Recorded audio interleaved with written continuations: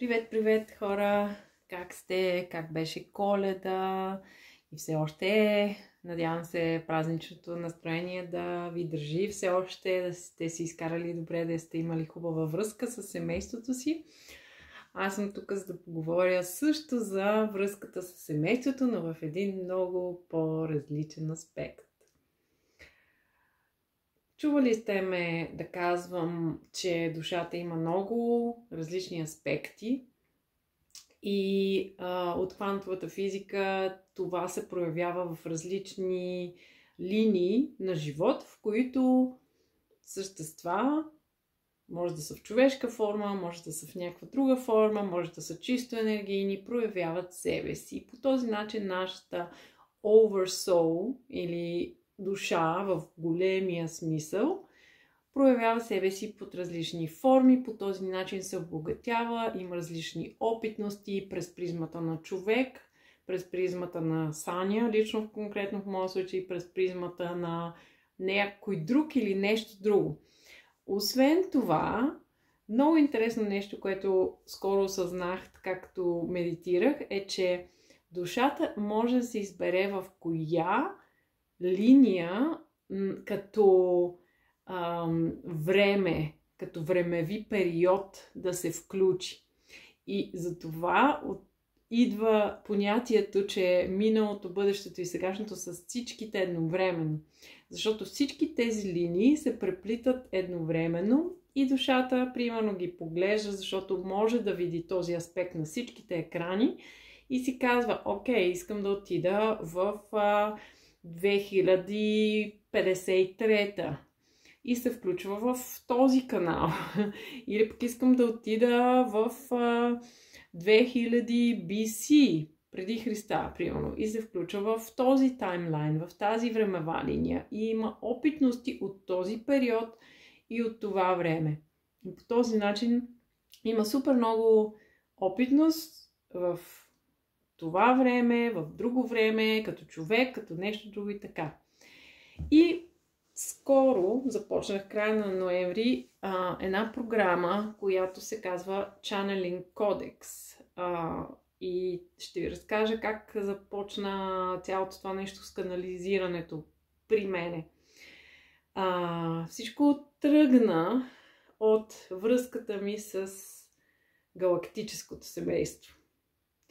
Тоест, аз в друго измерение, в друга форма, в аспект на душата ми, който е на космически кораб и има крю, има други същности заедно с нея, които са ме наблюдавали от доста време. Т.е. те имат възможност да виждат времевите линии. Освен, че имат възможност да летат в космоса, те имат възможност да разглеждат времевите линии. И съответно се почват да комуникират с мен. Като комуникацията от нашите галактически аспекти винаги е много плавна. Те никога не искат да ни изплашат. Това е правило номер 1. По никакъв начин не трябва да бъде чрез страх.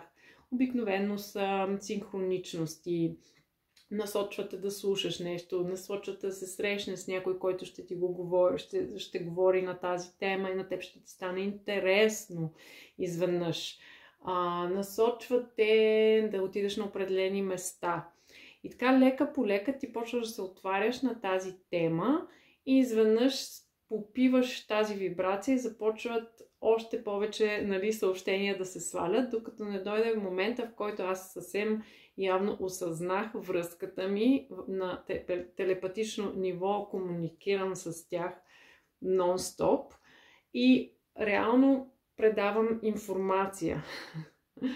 Понеже синхронизирах вибрацията си повече с този аспект от мен и тя има много по-обширно понятие за нещата, защото от една страна е галактическо същество, т.е. може да има връзка с други планети, вижда нещата много повече отгоре от мен и ми дава информация, така че аз да виждам този експириенс тук на Земята, на какво се базира, защо съм тук и какво съм дошла да правя тук. И всъщност получавам информация как по-добре да се справя с тази моя мисия и какво да предам като говоря. Защото една от линиите, по които това го правя, освен чисто енергийно, и това много хора са ми го казвали, когато са в мое присъствие, че просто излучвам едно спокойствие и се чувстват добре около мен.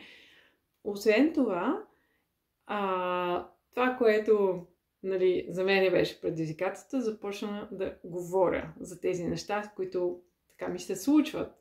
И това не е само от днес. Целият процес започна преди много години, мога да кажа, преди около 20 години някъде, когато ми се случи първото духовно пробуждане. И тогава ми се пусна много информация. Аз преди това не съм имала толкова разбиране за духовни философии или течения, но когато ми се спусна тази информация и след това започнах да чета такъв тип книги и литература, то просто ми потвърждаваше: окей, това вече го знам, окей, това вече го знам, това вече окей, значи тук все едно имах потвърждение. И това беше много добре за моя разум да има потвърждение, защото той има нужда също да се успокои, нали? И тогава нямах среда около себе си, с която да споделям тези мои мисли, тези мои осъзнавания, и реших това просто да го забия в някакъв душевен килер и да си остане там, и евентуално не знаех какво да го правя. Почнах да живея като нормален човек, така да се каже, или поне се опитвах да живея като нормален човек. В началото на тази година, 2024, всъщност имаше едно трето, защото имаше и второ пробуждане, когато ходих в Индия, останах там 4 месеца, и сега беше третото, което тотално ме ме избута напред с тези неща, които говоря за душата, за това каква е ролята и че всеки има възможност да се свърже с нея. Това не е само за определени хора, а е нещо, което всеки един от нас може, особено в това време, което е сега. То е много подходящо, защото и енергията на Земята се качва, т.е. тя минава от 3D в 5D. Съответно това води до израстване на съзнанието и е супер благоприятно за всеки, който иска да поеме тази посока.